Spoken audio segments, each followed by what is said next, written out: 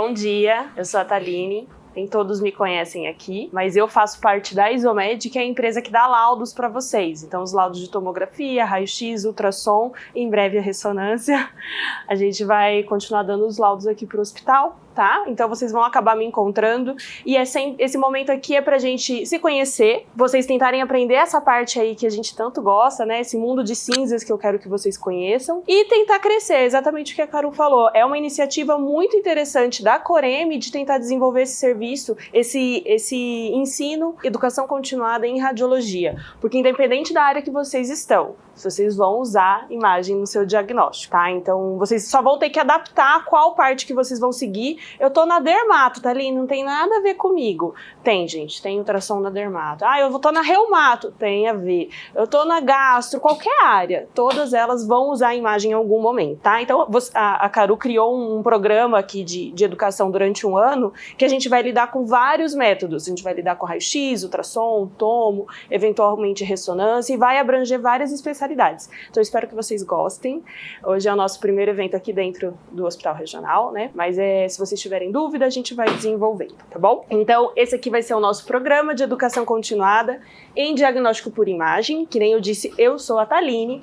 Alguns já me conhecem porque sou médica radiologista aqui no hospital. Tô pronta para discutir os casos com vocês. E também sou professora da Uniderp. Então, quem veio da graduação da Uniderp passou comigo e teve um início aí de educação em radiologia, tá? Então, se vocês não passaram pela Uniderp, vão me conhecer agora.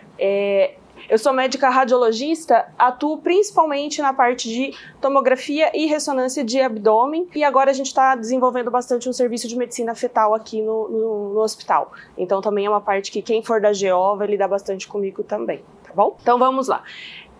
O objetivo dessa aula é a gente falar sobre dor pélvica, né? Avaliação de dor pélvica. Só que eu acho que a gente não pode iniciar já direto numa avaliação, numa tomografia, num ultrassom, numa ressonância, se vocês não entendem nem qual é o método e por que aquela imagem tá preta, tá branca e tá naqueles tons de cinza. Então eu acho que a gente tem que começar sempre do princípio. Vamos entender quais são os métodos, como que é formada essas imagens, e daí vocês não vão precisar decorar mais. Ah, essa imagem tá branca, essa imagem tá preta, por causa disso, por causa daquilo. Se vocês entenderem, vocês vão conseguir tirar vários diagnósticos em cima disso, tá? Então, a primeira parte é a gente ter, esses daqui são os principais métodos que vocês vão lidar no dia a dia no hospital. Radiografia, tomografia, ultrassonografia e ressonância. São os 4 métodos mais utilizados. Dentre desses, quais que vocês me falam que tem radiação? Radiografia e tomografia. Ultrassom tem? E ressonância? Qual que é a diferença entre radiografia e tomografia? Quantidade de imagem, eles dois são muito parecidos? O método é o mesmo, né, gente? Os dois utilizam raios X para a formação da imagem, tá? Então eu vou trazer algumas coisas aqui de física, até para vocês entenderem como que é formada a imagem, para depois a gente passar para o próximo passo, que é realmente a avaliação de dor pélvica, tá? Então, tanto a radiografia quanto a tomografia, não são todos que sabem disso, tá? Mas os dois utilizam a mesma forma para fazer a imagem. Os dois utilizam raios X. Então, se vocês já estão acostumados a lidar com... Ver um raio-x de tórax, acho que é uma coisa que todo mundo vê, né? Toda hora, raio-x de tórax, raio-x de abdômen. Vocês já sabem o que tá branco e o que tá preto ali, não sabem? Então, se vocês já entendem o raio-x, vocês vão entender com muito mais facilidade a tomografia, tá? É só pegar tudo que você conhece de radiografia e transpor para tomografia, tá bom? Eu chamo a tomo, para quem já passou comigo na faculdade, eu chamo ele de primo rico, porque ele faz muito mais imagens, é a mesma coisa, só que ele gira ao redor do paciente, faz muito mais imagem, mas também tem muito mais radiação. Então, ele é o primo rico que gasta para fazer a minha imagem, e esse aqui é o primo pobre. Faz a mesma coisa? Faz a mesma coisa. E por vezes, esse daqui resolve muita coisa, tá? A gente vai ter que saber quando pedir um e quando pedir outro. X-rays are powerful enough to Então, aqui é uma fly through explicação de many como que kinds of funciona a matter radiação. as if they are semi-transparent. And they're particularly useful for medical applications because they can make images of organs, like bones, without harming them. Although they do have a small chance of causing mutations in reproductive organs and tissues like the thyroid, which is why lead aprons are often used. Isso aqui, então, é uma base de como que funciona os raios-x. A gente falou que tanto a tomografia quanto a radiografia utiliza raio-x para a formação da imagem. Então, eu só queria lembrar vocês que essa radiação é uma radiação eletromagnética que passa pelo paciente e uma dose é absorvida pelo paciente antes de formar a imagem. Isso é importante por quê, gente? cumulativa e deletéria, né? Então a gente não pode esquecer que a radiação não é uma coisa inócua, eu posso tomar radiação pro resto da minha vida. Não, existe um porquê da gente limitar essa radiação. Só para vocês terem uma noção, esse aqui é um artigo lá de Harvard demonstrando a quantidade de radiação em relação aos tipos de exame. Então, só para vocês terem uma noção, a gente faz a dosagem da radiação absorvida em milisievert. Uma radiografia tem 0,1. Uma tomografia de abdômen tem 8. Tem 80 vezes mais do que um raio-x de tórax. E o que acontece muitas vezes dentro do hospital? A gente faz uma radiografia de abdômen, não sei, deu inconclusivo, mas o paciente ainda está com dor abdominal. Aí vai lá e repete depois de 2 dias, daí repete depois de 2 dias, repete de novo. O paciente fica internado aí uma semana, tem 4, 5 tomografias. Olha o tanto de radiação que vocês deram para ele, muitas vezes que poderia ter sido diagnosticado com um outro método. Por exemplo, ele está com uma dor pélvica, muitas vezes a dor pélvica é de causa ginecológica. Tem um outro método que seria muito bom para avaliar útero, ovários, ultrassom, que não tem radiação, tá? Então não adianta a gente ficar escolhendo um método que não vai me dar a informação que eu preciso, porque ele não é inócuo. Então a gente tem que saber, vai precisar de tomografia? Tudo bem, mas a gente tem que lembrar que eu estou irradiando esse paciente, isso tem uma dose que vai ficar no paciente, principalmente pacientes pediátricos, né? Crianças, eles vão talvez tomar essa dose durante a vida, então a gente tem que pensar bem quando pedir. E se talvez a radiografia não é resolver o meu problema. Quem lida aqui não é um hospital de trauma, né? Mas quem lida aí com pronto-socorro, acaba vendo que o nosso dia a dia é pedir raio-x, né? De membro, paciente politrauma. Vou pedir tomo para todo mundo? Eu vou no raio-x, porque ele é o primeiro exame que tem uma radiação menor. E o que eu tiver alteração, eu tiver dúvida, aí a gente vem para tomografia, tá? Are dense and full of calcium, which has a relatively high atomic number, so they absorb X-rays pretty well. Soft tissue, on the other hand, isn't as dense and contains mostly lower atomic number elements like carbon, hydrogen, and oxygen. So more of the X-rays penetrate tissues like lungs and muscles, darkening the film. Isso daqui me responde por que a radiografia, a tomografia tem vários tons de cinza. Gente, que nem ele explicou aqui, elementos que têm um maior número atômico, ele vai absorver mais radiação e não deixa a minha radiação passar por mim e chegar no meu filme. Todo mundo que já fez uma radiografia, já viu que vocês ficam de olho ou de frente, dependendo se é em AP ou PA, mas vai ter um local por onde vai vir o foco de raio-x e vai ter um filme próximo da gente. Então, o que a gente quer ver? A quantidade de radiação que vai passar pelo meu corpo e vai chegar na tela. Hoje em dia, a maioria das radiografias são digitais, então a gente usa uma tela sensibilizadora de radiação. Quanto mais radiação chega, conseguiu passar por todo o meu tecido, mais escuro fica meu filme. É como se eu estivesse queimando o meu filme, tá? Então, quando a gente olha aqui, numa radiografia de tórax, eu estou vendo estruturas altamente densas, como o osso. O osso, ele segura muito a radiação, ele absorve radiação e não deixa ela passar, por isso que ela fica branca, tá? Os tecidos de partes moles, ele vai absorver a radiação numa quantidade variável, então tanto tecido subcutâneo, músculo, vai absorver, mas é numa quantidade variável, que eu chamo de 50 tons de cinza, é o que tá aqui, ó, entre gordura e partes moles. E o ar absorve radiação? Praticamente nada, né? Baixa densidade. Então ele vai conseguir passar e permitir a passagem da radiação com facilidade, por isso que minha imagem fica preta. Então, se vocês olharem aqui, ó, fora do paciente está preto porque é o ar livre e dentro do pulmão é uma estrutura que tem muito ar. Tudo bem até aqui? Aí a gente vai ter todas as densidades da radiografia. Tanto o ar, que é o extremamente preto, as duas densidades de gordura e partes moles que eu não consigo definir pela minha qualidade da imagem, o osso, que é o branco, e o metal, ele é um muito branco. Então, quando eu olho, por exemplo, nessa radiografia de abdômen, a gente consegue ver todas as densidades. Preto, ar. Então, eu já sei que isso aqui é preto, que é ar, e na tomografia o ar vai ficar de que cor? Preto também. Se a gente falou que era igual, né? Então vai continuar preto. O osso, branco. O restante é o que eu falo dos 50 tons de cinza. Eu não consigo ver as estruturas sólidas que eu sei que tem no abdômen. Eu consigo ver fígado, vesícula, rim. Então, para que vocês vão me pedir para uma colicistite? Não tem justificativa eu pedir para uma colicistite. Não, mas eu tô com uma dúvida e tô em dúvida se é uma colicistite ou se é uma úlcera perfurada. Então, na verdade, você quer excluir úlcera perfurada, que aí sim eu vou ver um pneumoperitônio. Então, só para a gente raciocinar, antes de sair pedindo exame que não vai me ajudar em nada, né? Eu quero ver uma apendicite. Dá para ver? na estrutura de partes moles, não é uma estrutura de alça intestinal muito pequenininha que não vai me distender o intestino, provavelmente o fato dela vir normal não me justifica que eu vou liberar esse paciente. Então vocês têm que ter isso em mente. A radiografia, ela tem a sua limitação, tá? A gente vai conseguir ver muitas coisas, principalmente dos dois extremos, de coisa branca e coisa preta. O restante a gente vai ficar limitado e talvez tenha que passar para um outro método. E aqui a outra densidade, ó como ele é branco brilhante. Isso aqui é o metal. Alguém sabe me falar o que é isso? Botão da calça, né? O paciente nem tirou a calça, nem baixou aqui para fazer a minha imagem. Porque os botõezinhos aqui do bolso, o zíper e o botão aqui para fechar. E aqui? Sutiã. Pictures are only useful up to a point, though. When X-rays travel through the body, they can interact with many atoms along the path. What is recorded on the film reflects the sum of all those interactions. It's like trying to print 100 pages of a novel on a single sheet of... É exatamente isso. É como se eu estivesse tentando imprimir todo um livro em uma folha.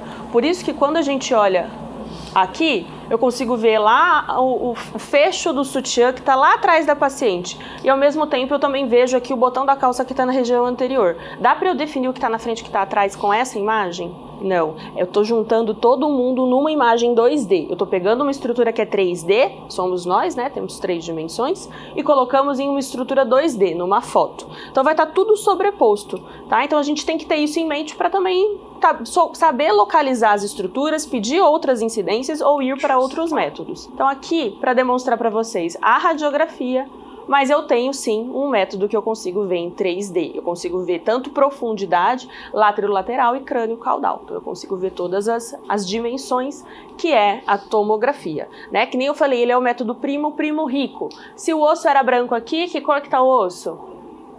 Branco também, né? Se o ar ele é preto aqui ele também continua preto. A diferença é que aqui eu tenho outras densidades, as densidades de partes moles que a gente ficava lá nos 50 tons de cinza e eu não defini o que era, tá? Então, muitas vezes a tomografia vai ser o próximo passo mesmo numa avaliação abdominal, tá? What's really going on, you would have to take X-ray views from many angles around the body and use them to construct an internal image. And that's something doctors do all the time in a procedure called a CT, Computed Tomography Scan. É isso que a gente faz. A gente vai fazer imagens do paciente 360 graus. Through a patient to an array of detectors. The X-ray beam is rotated around the patient and often also moved down the patient's body, with the X-ray source tracing a spiral trajectory. Spiral CT scans produce data that can be processed into cross-sections. Vocês já ouviram falar dos planos seccionais? A gente fala em plano seccional no raio-x? Não, porque a gente não está fatiando o paciente. Ó, falei, no primeiro momento que a gente começa a falar em fatia, na tomografia e na ressonância, porque é exatamente isso que a gente faz. A gente pega o paciente, corta ele em fatias, em vários planos, tanto num plano axial, coronal ou sagital, dependendo de como eu estou fatiando esse paciente e olhando ele por dentro. Então, os métodos seccionais são tomografia e ressonância magnética.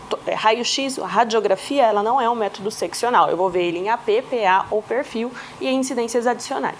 Então, quando eu olho essa imagem aqui, que plano que a gente está vendo?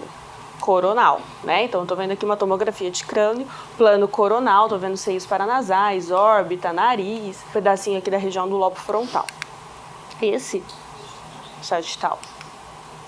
Sagital, a gente está vendo aqui numa ressonância magnética também de crânio, estou vendo corpo caloso, todas as estruturas do crânio. E esse, axial. Isso tem que estar na ponta da língua, gente, porque vocês vão ver muitos métodos seccionais. Né? Aqui no hospital é o dia a dia vocês analisarem tomografia, né?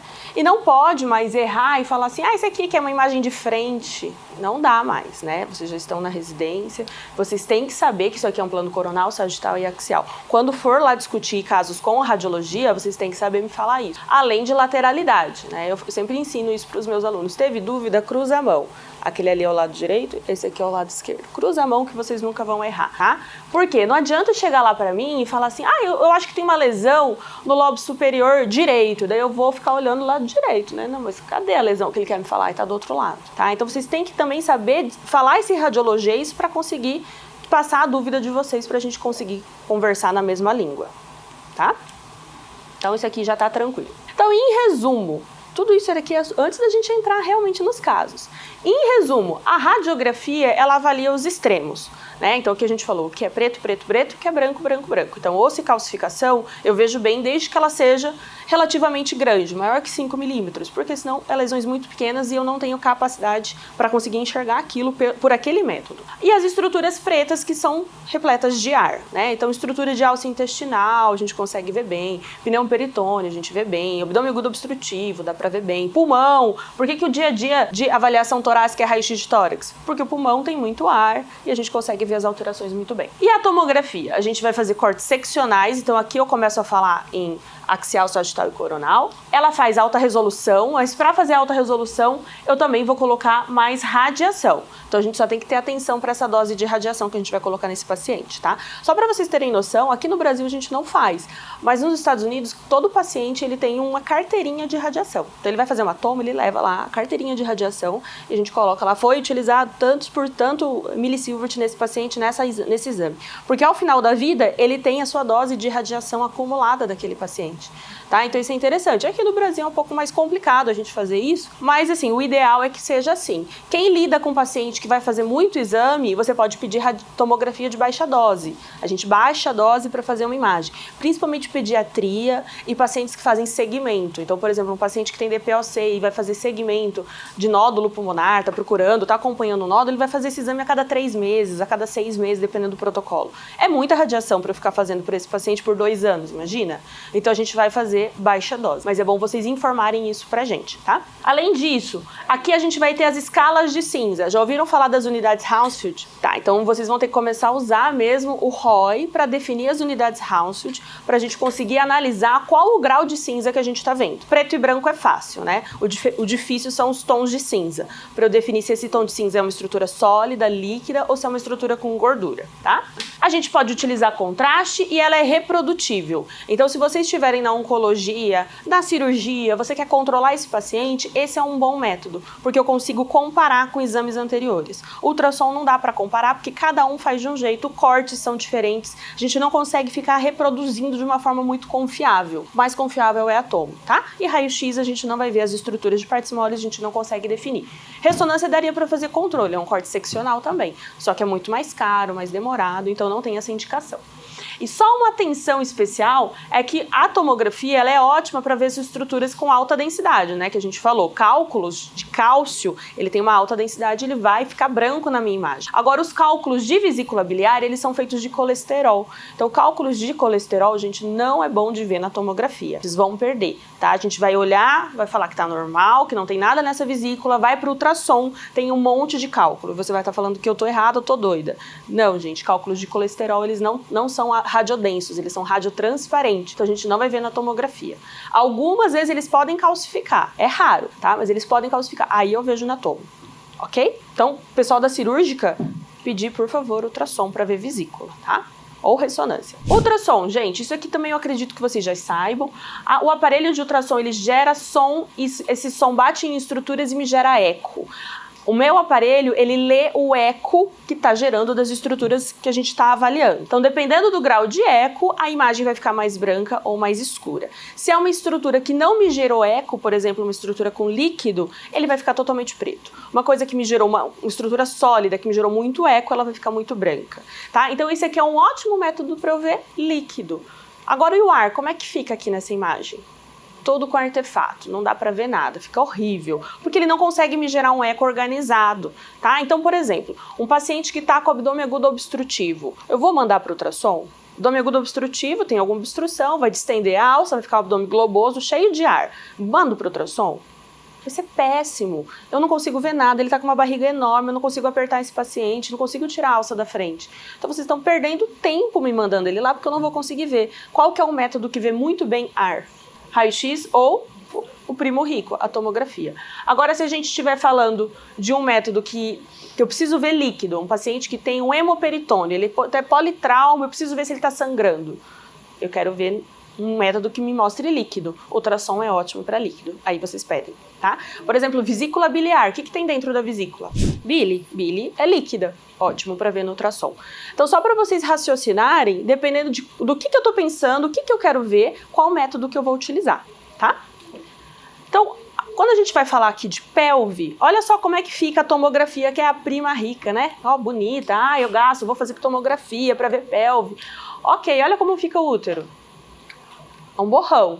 Olha o ovário. Aqui tem uma estrutura cística. Mas e aí, dá para classificar? Dá para eu ver muito bem? Ver se tem conteúdo sólido, se tem realce? Fica muito limitado às estruturas ginecológicas na tomografia. Agora, se a gente vai para um ultrassom, eu consigo ver ultrassom, útero, endométrio, consigo ver ovários, folículos. Então, dependendo do que a gente quer ver, a gente vai pedir o exame correto, tá? Quero avaliar útero e ovários. Estou com suspeita que essa paciente tenha um cisto ovariano roto ou uma torção de ovário. Vamos para o ultrassom, gente. Tomografia, ela só me mostra um borrão. Não consigo ver útero. Consigo ver mioma? Consigo. A gente só vai ver alterações grandes de útero e ovário quando o negócio já está bem grande. Se quer ver lesão inicial, é no ultrassom. Ou temos um método ainda melhor, que daí é a ressonância magnética. Em geral, para o abdômen superior, quem lida aí com o abdômen superior, tomografia ele é um exame de rastreio. Ele identifica que eu tenho lesões aqui. Isso aqui é na fase mais arterial, o baço ele fica mais heterogêneo mesmo. Mas é que eu tô vendo que tem lesões hepáticas. Era um paciente com câncer de cólon, era o mesmo paciente, tá? Caso real. Era um paciente com câncer de cólon e um caso era meu, então eu laudei a tomografia, 2 dias depois ele fez a ressonância. E daí na tomografia eu falei, tem metástase já, né, um caso que já tem metástase. Ok, aí 2 dias depois ele me veio para fazer ressonância, olha lá, dá para ver muito melhor. Então, a tomografia para abdômen superior, ele é ótimo para fazer diagnóstico, eu já sabia aqui a gente já falou o que é. Agora, quando ele vem para ressonância, é melhor para eu estadiar. Então, em geral, a ressonância ele não é um método que vocês vão fazer no hospital. Tá? A não ser em casos específicos, por exemplo, na colangio, que daí sim é um caso de urgência que a gente vai fazer aqui no hospital. Mas a maioria dos casos é para estadiamento. Então eu já sei que tem uma doença, eu quero ver melhor, eu quero ver se ela tá, em que TNM que tá, se ela tá inoperável, o que eu posso fazer com esse caso? Aí a gente vem para ressonância. Então, em geral, a ressonância nunca é uma emergência, tá? Ela é um exame que a gente pode fazer com calma, por isso que poucos hospitais têm, a gente faz mais via ambulatorial. Mas vamos ver como que fica a pelve na ressonância. Tomografia, borrão, né? Útero, borrão, os ovários estão aqui. No ultrassom, vejo bem útero. E na ressonância, eu vejo ótimo, tá? Então, muitas vezes a gente vai ver uma alteração aqui, não sei se já viram. Muitas vezes, quando eu vejo uma alteração e eu sei que o método não é o bom que vocês me solicitaram, eu coloco, tem uma alteração, não sei o que é, sugiro ressonância ou ultrassom. Tá? Porque daí a gente consegue, são métodos melhores. Muitas vezes o paciente tem dor pélvica, a gente não sabe de onde acaba indo para tomografia. Viu que é útero ou ovário, aí a gente vai para o método específico, tá? Ultrassom, que eu vejo muito bem. Ressonância, ovários, os folículos, útero, tem até uma bifurcação aqui, deve ser um útero bicorno, então a gente vê malformação milleriana, vê muito bem miomas, útero gigantesco, olha um monte de mioma. Na tomografia a gente não vai ver, gente, vai ser tudo da mesma cor. Tá? Porque a gente não tem capacidade na tomografia de diferenciar essas diferenças de densidade tão pequenas. Então a gente não vai conseguir ver, a não ser que seja uma coisa muito grotesca, muito grande. E daí você perde o momento de fazer diagnóstico, tá? Então sempre vai primeiro ali para o ultrassom, se precisar para ressonância. Então imaginem aqui o paciente de vocês, dor pélvica, há 2 dias, predomínio em face ilíaca direita. Pergunta que eu faço para vocês, qual exame vocês solicitam? Ah, boa! Então, o primeiro passo é a investigação diagnóstica, é você conhecer o seu paciente, né? Porque se for mulher, a gente muda meu raciocínio? Muda. Se é homem, se é mulher, se é gestante, muda. Tem doenças da gestante? Tem, ou seja, pelo menos ela tem um beta positivo, muda totalmente o meu raciocínio. É idoso? Tem comorbidades? Então eu preciso entender quem é esse paciente. Isso daí é extremamente importante pra gente. Então é um pedido também que eu faço pra vocês que solicitam os exames, informar isso. Ah, o sexo, idade, isso aqui eu tenho, tá? Mas eu não tenho comorbidade, eu não sei o que ela tem, o que ela tá sentindo. Então me informem isso, porque daí eu já vou mais direcionada pra procurar as lesões possíveis diante daquele caso, tá? Aí, gente, o segundo passo é criar as hipóteses diagnósticas sindrômicas. Eu sempre explico que você não precisa fazer o diagnóstico etiológico pela clínica, anamnese e exame físico. Etiológico não é obrigatório. Você não precisa me cravar que aquilo ali é um tumor, tal coisa. Não, mas eu preciso chegar que é um abdômen agudo inflamatório. Inflamatório eu tenho um monte ainda, né? Pode ser diverticulite, pode ser apendicite, pode ser pancreatite, colicitite, pode ser um monte. Mas você não precisa me falar qual deles. A gente vai chegar junto nesse diagnóstico, a gente vai investigar investigar esse paciente e tentar chegar nesse diagnóstico. Mas chegar nessa hipótese sindrômica é extremamente importante para você conseguir dar o próximo passo, que é, se necessário, solicitar exames. O que eu falo se necessário? Tem alguns pacientes que você não precisa, você já tem um diagnóstico. Dor em face ilíaca direita, paciente homem com Bloomberg positivo, todos os sinais clássicos de apendicite. Você precisa ir para a imagem? Tem outra coisa que poderia ser? Paciente, muitas vezes, se você não tem acesso, você já vai direto. Conversa com o cirurgião mais antigo, ele mesmo já fala, nem preciso de imagem para fazer esse diagnóstico, porque eles já estão acostumados com isso. Agora, o paciente mulher, eu precisava? Eu preciso, porque ela tem uns diagnósticos diferenciais que eu não consigo diferenciar se eu não for para a imagem ou para um laboratório. Então, dentro dos exames que você pode me solicitar, pode ser tanto laboratorial, exames de imagem ou anatomopatológico. A gente vai falar de exames de imagem hoje, né, que a gente vai ver. Então, solicitou um exame de imagem, vocês têm que escolher qual é o método para confirmar a sua suspeita etiológica. Por exemplo, eu estou suspeitando de apendicite, então eu vou pedir um raio-x? Não, raio-x não vai me dar essa informação. Posso pedir um ultrassom ou uma tomografia. Ou para afastar diagnósticos diferenciais importantes. Que nem eu falei, eu tô com uma dúvida se é uma úlcera perfurada ou se é uma pancreatite. Os dois são dores em abdômen superior. Pancreatite eu vou fazer diagnóstico pelo raio-x, mas a úlcera perfurada eu vou. Então isso me justifica. Eu sei que ela tá pedindo uma radiografia, mas não é para ver a pancreatite, é para excluir um diagnóstico diferencial.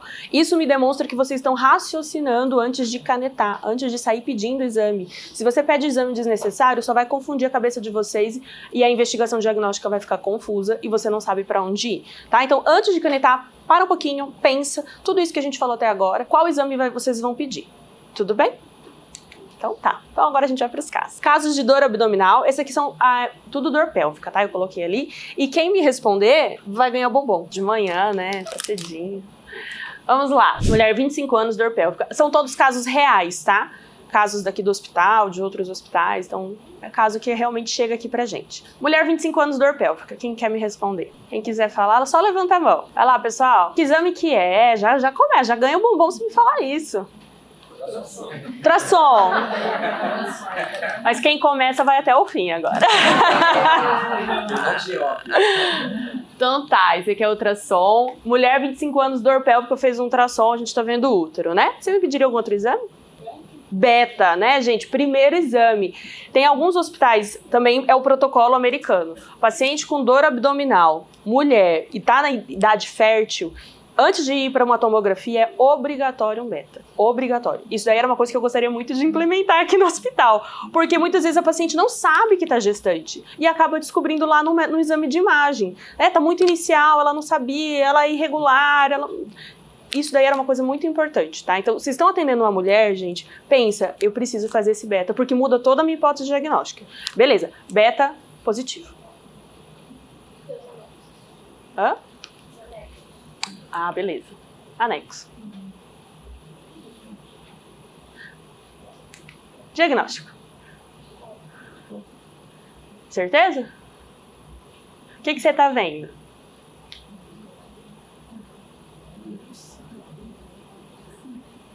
Eu tô em ovário, né? Porque até me identificaram. Isso aqui é exame daqui do hospital, tá? Só pra vocês terem noção, então é de vocês. Ovário, e eu tô vendo uma imagem anecoica, né? Se eu sei que é anecoico no ultrassom, eu sei que isso aqui é líquido, né? Então tem alguma coisa com líquido. E que tem alguma coisa aqui dentro, foi até medido. Sua hipótese diagnóstica com beta positivo era pra estar aqui? Se o beta tá positivo, por que eu mostrei o útero antes? O útero vazio, né? O beta era alto, útero vazio, diagnóstico, gravidez ectópica. Isso mesmo. Olha lá, embrião, era um saquinho gestacional, embrião com BCF. O paciente chega com dor abdominal pélvica, tá? Passa lá pra ele, por favor. Então, só para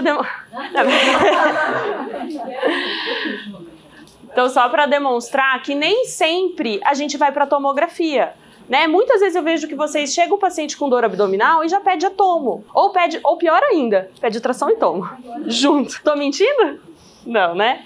Então a gente tem que raciocinar. Mulher, eu sei que muitas vezes é muito rápido, né? A gente já pede ultrassom, pede tomo para o paciente não perder tempo, nanana. Mas o primeiro passo é conhecer o seu paciente. Eu não sei se ele é beta positivo. Imagina se eu mando ela para tomo. Tudo bem que era uma gravidez ectópica, não ia para frente, né? Mas e se fosse tópica? E ela tava gestante, ela tava com dor, que eu faço muito, vocês não têm noção. Quanto de paciente que chega com dor abdominal, eu boto lá e falo, ó, então, tua gastrite é um bebê. É muito comum, muito.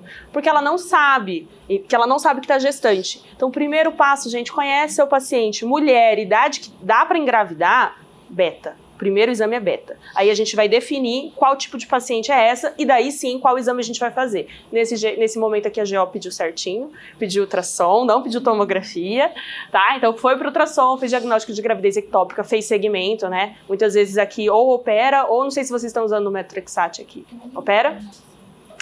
Então é isso. Casinho 2. Quem que vai responder? Já levanta a mão, gente, vai ganhar bombom. Homem, 24 anos, dor pélvica / testicular. Que exame que é? Ultrassom? Vai lá pro fundo, então. Tem que falar mais alto. Então a próxima é sua, pronto. Ultrassom, e aí? Agora responde. Aonde eu tô? Onde que eu tô? Parece testículo, né? Normal. Testículo é assim? Tem líquido e tem um... Isso daqui não era nem debris, porque quando talvez o que você está pensando é uma hidrocele, né? Que daí eu viria o testículo e líquido em volta com debris. Não é isso, isso aqui é o testículo. Tem, ó, áreas heterogêneas, totalmente heterogêneo, né? Tem líquido, tem essas áreas sólidas, 24 anos, jovem, também caso real daqui do hospital. 24 anos, dor pélvica / testicular. Ele veio por causa disso. Qual que são as hipóteses que a gente tem que fazer sem olhar a imagem? Paciente com dor testicular. E? Orquipedidimite. São pacientes adultos, eles são clínicas bem diferentes, né? Torção, ela é uma clínica bem aguda, a gente vai até implantar, provavelmente deve ir para vocês, o protocolo de torção testicular, tem algumas orientações lá. Então, torção testicular é uma coisa bem aguda e a orquipedidimite é uma coisa mais arrastada, porque é um processo inflamatório. É isso, que fizeram ultrassom pensando nisso. E aí? É urgência isso daqui? Vou operar? Posso fazer algum outro exame que vai ver bem testículo? Posso pôr um Doppler? Beleza, mas não captava muito bem, porque isso aqui tinha muito líquido. Mas vocês acham que é uma coisa... 1. Orquite. 2. Torção. 3. Outra coisa. Não é hidrocele, porque não tá fora. Tá dentro do testículo. 1, 2 ou 3? Outra coisa, né? Outra coisa. Do bem ou do mal? Do mal. Parece do mal. Também pensaria no do mal. Beleza. Aí, a gente não fechou o diagnóstico aqui ainda. Me pediram uma tomografia, e daí eu vou falar assim, mas por que pediram essa tomografia? O gordinho lá daquele vídeo falou que não era para colocar radiação nos testículos, né? Lá no começo da aula. Tô chegando na pelve, bexiga, próstata. Aí a gente vai ver, realmente, tinha uma lesão muito grande, bem heterogênea, tinha até algumas areazinhas de calcificação ali. Continuo achando que é do mal. Por que eu fiz a tomografia? Porque a gente já falou que eu não faço tomografia para ver testículo nem tireoide, né? Estadiamento, beleza. E vocês viram alguma alteração?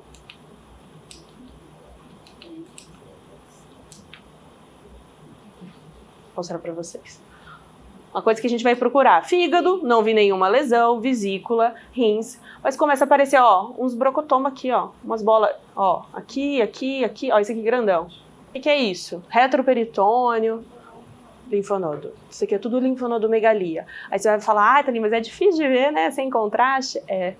Por isso que a gente tem que treinar o olho, tá? Pra gente entender que retroperitônio, teoricamente, era pra ter só os vasos, né? A aorta e a cava. Comecei a ver aquelas bolas ali, aquilo ali é tudo linfonodomegalia de um paciente que ele tinha aquela lesão de testículo, que eu já achava que era ruim, eu vim pra cá, tem tudo linfonodomegalia. Continuo achando que é ruim? Continuo, gente. Vou fazer diagnóstico anatomopatológico, a gente já vai orientar. Altamente suspeito de neoplasia, vai pra cirurgia com a urologia, tira tudo e manda pro anátomo, tá? Então a gente não vai ficar, tirar um pedaço, porque isso aqui é uma estrutura líquida, vai dar bastante problema.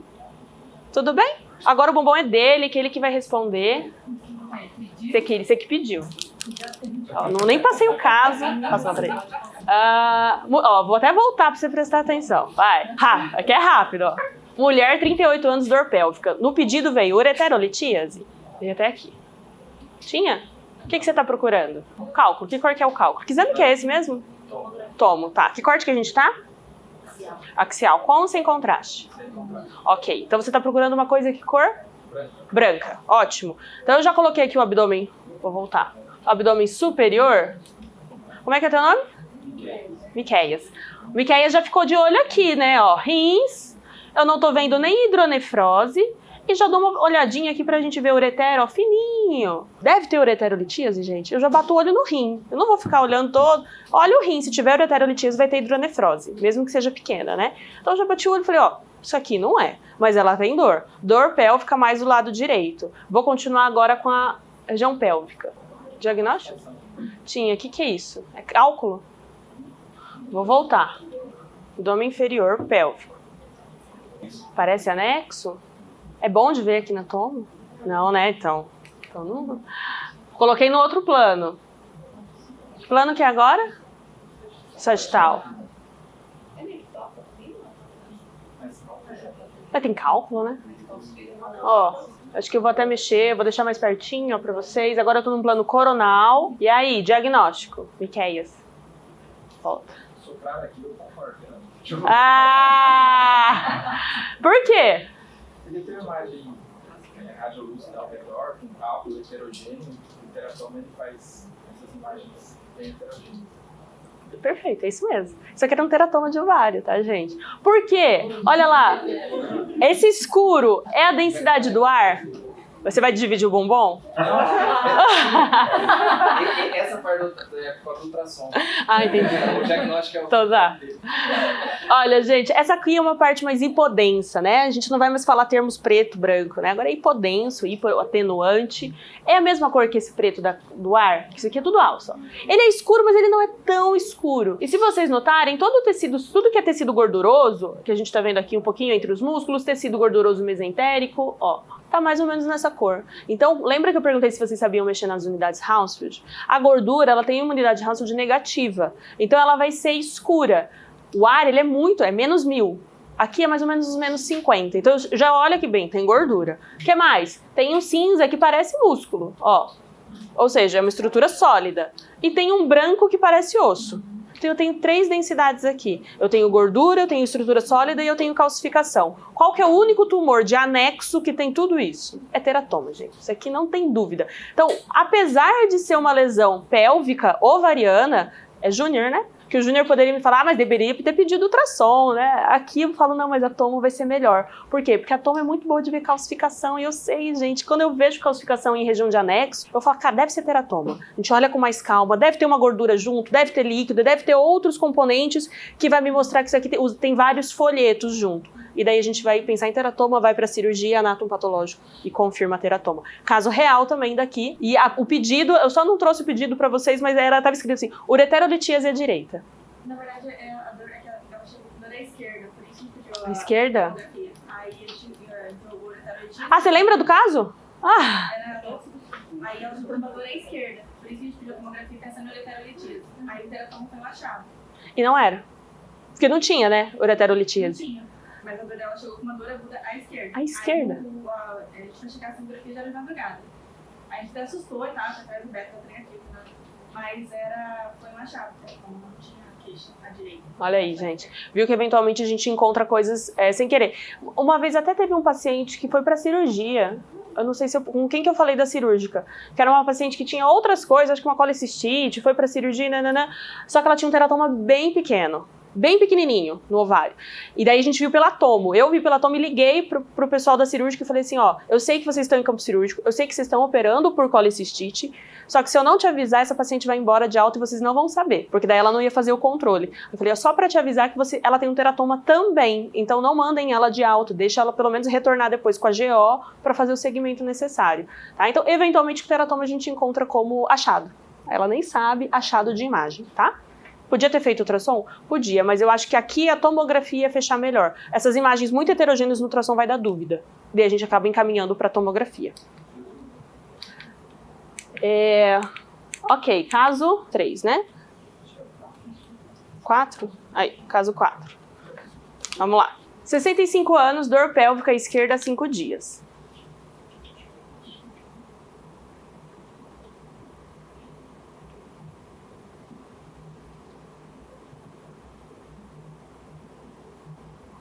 Diverticulite por quê? Pela idade, pela localização, é um quadro agudo. Mas pela clínica você está pensando ou pela imagem? Pela clínica e pela imagem também tem um broncotoma ali. Broncotoma você fala massa. Fica mais elegante. Temos uma massa heterogênea, nível hídrico, né? Tem tudo isso. Ok. Vamos lá, então. Vou voltar aqui só para mostrar para vocês. Então, como é que é teu nome? Heloísa, me mostrou. Ela me falou que aqui, em que lado? Direito ou esquerdo? Esquerdo, tá bom. Então, aqui em face ilíaca esquerda, eu começo a ver um brocotoma, ou vulgo massa, heterogênea com nível líquido, né? Eu tenho líquido e tenho ar. Além disso, vocês conseguem notar que tá muito borrado a gordura em volta? A gordura, ó, essa paciente é gordinha, a gordura tem que ser um cinza escuro. Eu começo a ver uma cinza claro. Isso aí é o que a gente chama de borramento ou densificação da gordura mesentérica. Toda vez que eu tiver um processo inflamatório, eu vou ver isso daqui, esse borramento.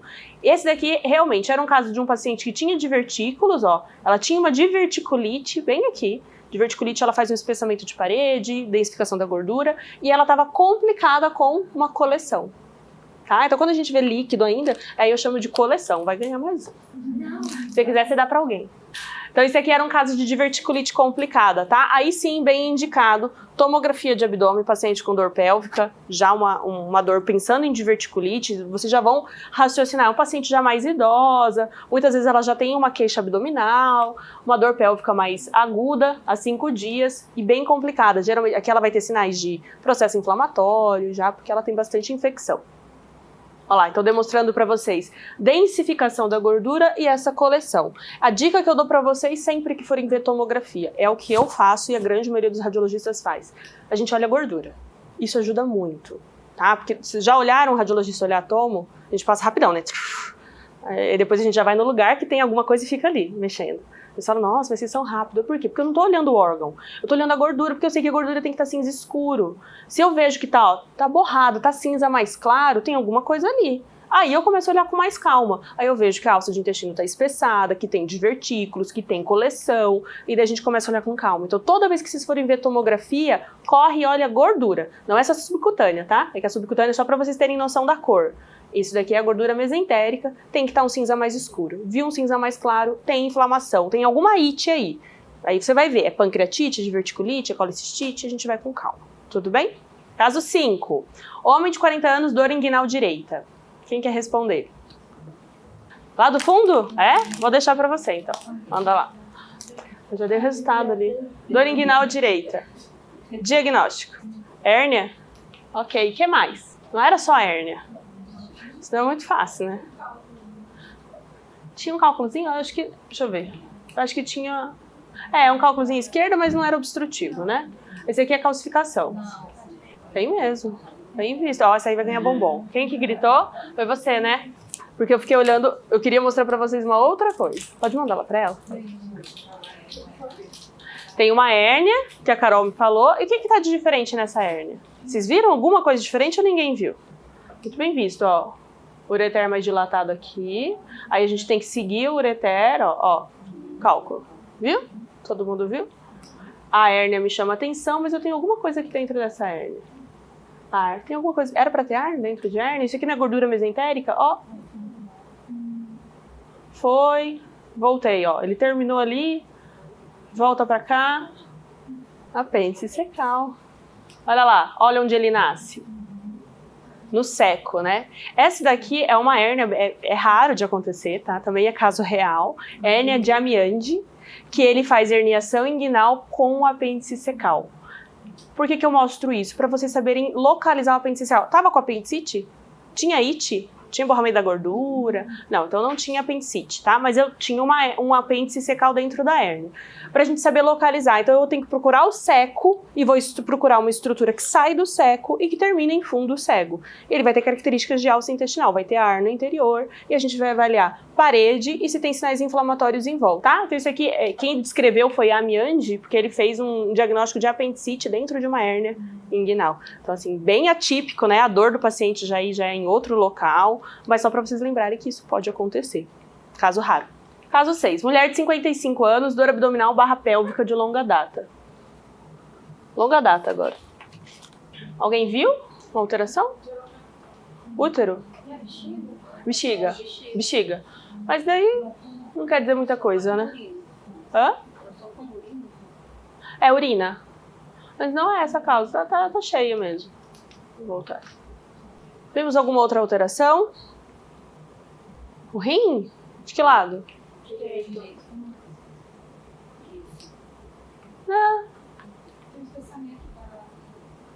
Sigmoide descendente. Passa lá pra ela. Todo mundo viu? Ó, tá gritando pra vocês. Agora vocês vão olhar. Ó, olha a alça, olha o descendente aqui. Ó o espessamento. Ó o borramento. O que eu falo? Olha sempre o borramento, gente. Fica mais fácil. Olha a gordura, gordura, gordura. De repente começou a borrar. Ó, espessamento de parede, bem espessado. Olha o monte de linfonodo que eu tenho aqui. Linfonodo, linfonodo. Dá um zoom. Alça normal, espessado. Olha como espessou. É um segmento, espessamento focal. Alça de parede normal. Ó, fininha. De repente espessou, ficou irregular. Um monte de linfonodomegalia. Densificação da gordura em volta. Olha como chama atenção a densificação. Os linfonodos, linfonodo aqui. Diagnóstico. Pelo menos hipóteses. Tumor. O que mais? Tumor para mim é primeira, segunda e terceira, né? Mas a gente não pode esquecer de doenças inflamatórias, né? Doença inflamatória também pode fazer assim. Então, esse aqui era um caso de realmente neoplasia de cólon. Então, a gente não pode esquecer, o paciente ele pode chegar com dor pélvica. A dor aqui dele era do lado esquerdo. O local mais comum é sigmoide, né? Colo retal, a gente vai ter lesão de sigmoide. E vamos ver isso daqui, espessamento de parede, densificação da gordura e linfonodomegalia. Muito bom. Acho que esse aqui é o último caso. Caso desafio. Quem acertar ganha um bombom também. Mulher de 38 anos, caso real, tá? Dor abdominal. Ela tá bem confusa, ela não me ajuda muito, ela não fala muito.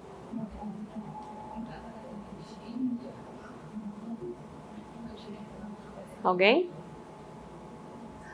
Acho que vocês querem falar, mas não estão falando. O que é? Hã?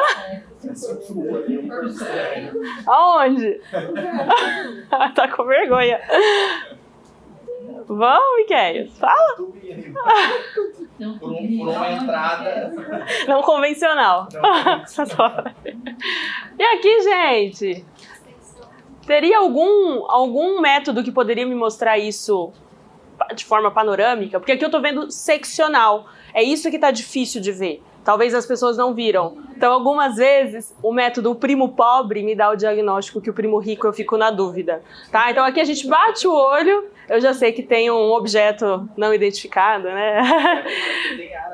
É, isso que dá dúvida. Mas quando a gente vem para tomo, muitas vezes essa tomo a gente fica um pouquinho na dúvida por causa do corte, o jeito que a imagem é formada.